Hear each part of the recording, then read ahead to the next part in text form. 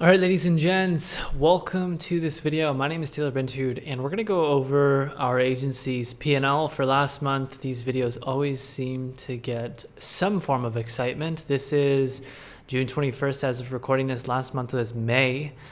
And let me actually share with you kind of what our dashboard looks like. So revenue, the QuickBooks looks a little bit funny because of the nature of one of our newer services that we're offering. But gross revenue was $123,355. Real revenue was $118,000. Now, the difference between that, I've explained this in previous P&L videos, is just that we waive retainers. You're going to see down below here, we waived $4,940 worth of retainers in that month.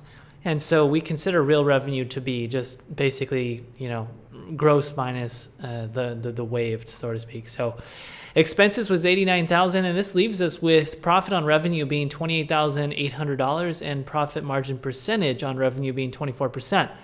Now, this whole profit on cash and PM on cash is just, okay, well, based on how much we've been paid, because clients take sometimes 30, 45 days to pay, what is our actual profit margin on cash based on what we've collected? Now, here's the P&L breakdown now that you know the revenues, because you're going to see this looks like we did $240,000. That's not what we did. It's just that we have some clients paying us for the ad spend that we're going to be spending for the month for their specific brand. Now, cost of goods sold, pretty straightforward. $210 is just wire transfer fees. General administrative, we have bank charges and fees, international wire fees, CC payment fees for processing credit cards, more payment processing credit card fees, and $50 for client gifting.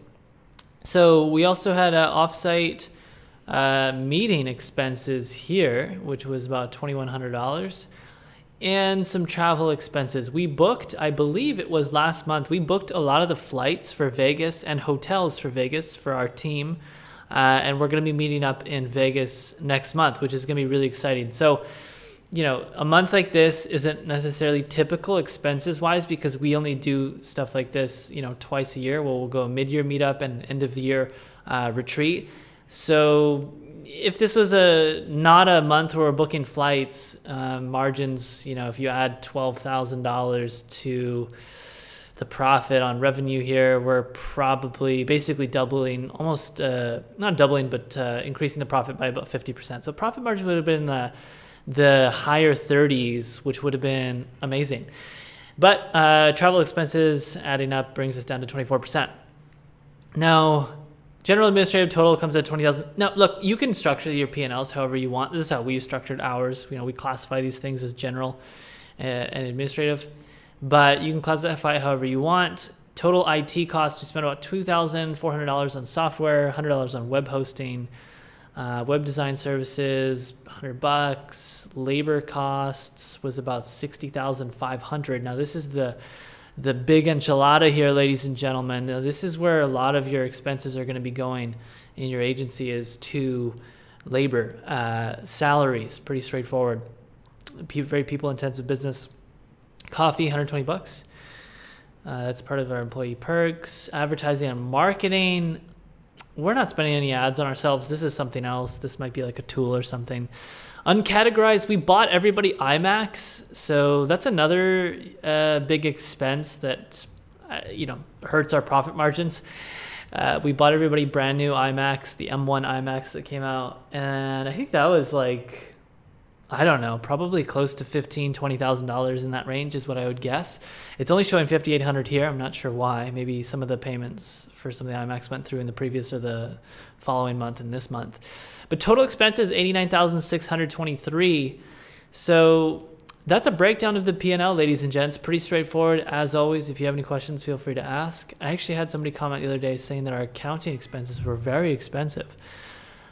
And you know what? That's true. I think we do pay quite a bit for accounting, for daily books, and for having our P&L structure and all that. We could probably optimize that. We pay this agency $2,000 a month, but they've provided a great service. And for me to go and try to find somebody else right now, probably not worth it at this exact moment, but potentially in the future, maybe we'll change. But yeah, that's pretty much it, ladies and gents. So if you have any other questions, feel free to ask. Please like and subscribe. It's the only thing I ask of you. And if you know anybody that is running an agency that's sharing P&Ls on YouTube that is doing 7-8 figures, I would love to know. I'd love to meet them. I would love to interview them. I'd love to learn from them. Again, part of the reason why we're very transparent is not only because it's embedded in our culture, transparency, but also just because I think very few people are so transparent. And it'd be nicer if more people were, so we can all learn faster. All right. Much love, ladies and gents. Hopefully you enjoyed this. Again, please hit the sub button, hit the like button. Let me know your thoughts in the comments. Ciao.